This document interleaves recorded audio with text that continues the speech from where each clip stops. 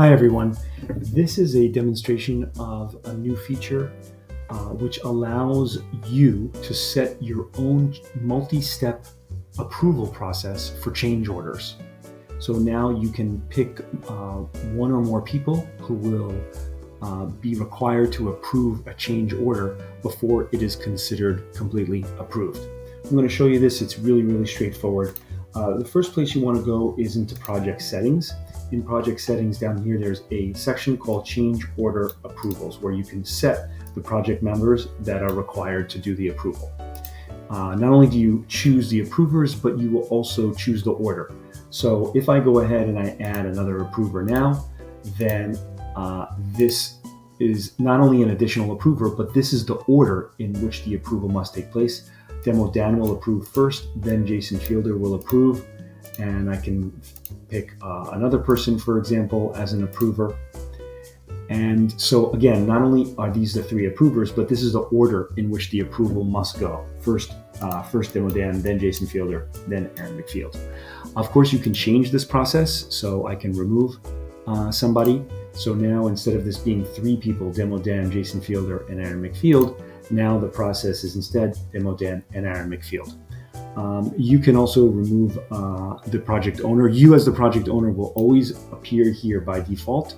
You can remove yourself, but only if you already added somebody, because there must always be at least one approver. So in this case, I'm removing myself, and now the only approver here is Aaron McField.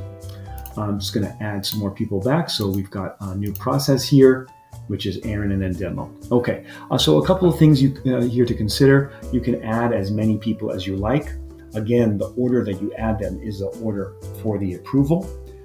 And let's see, there must always be at least one approver. And like I said, you can't remove yourself until you have somebody else here in the process. So this is it. Very straightforward.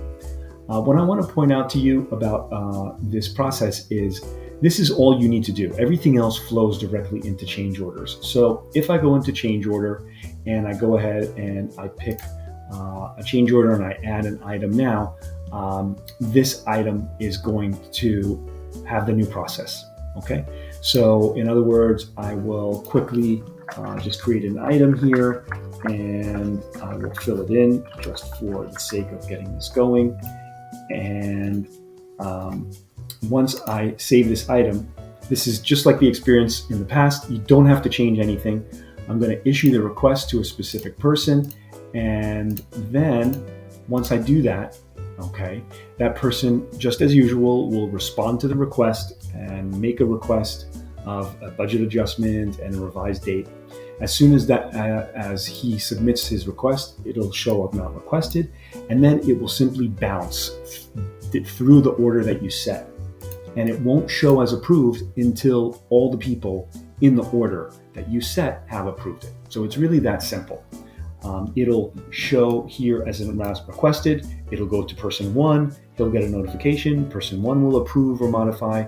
Once he approves, it'll go to person two and then to person three and so on. And only when the last person hits the approval button will the amount then show as approved. So that's it. Really straightforward, and now gives you a lot of flexibility over your change order process. What I want to highlight for you, however, is that whenever you make a change to the order itself, okay, so if I go ahead and I make a change to this approval sequence, that change will only apply to the new change orders going forward. So for example, let's say this is my sequence and I now do change order items 1 through 10.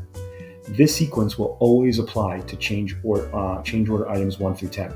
If I go ahead and I change this now, and let's say I remove this person and I want a new change order process, this now will only apply for the change order items that I start now going forward. So in this case, change order items 11 and onward. All the change order items that I created before I made this change will still have that initial process and sequence. All right, so that covers it. Very straightforward.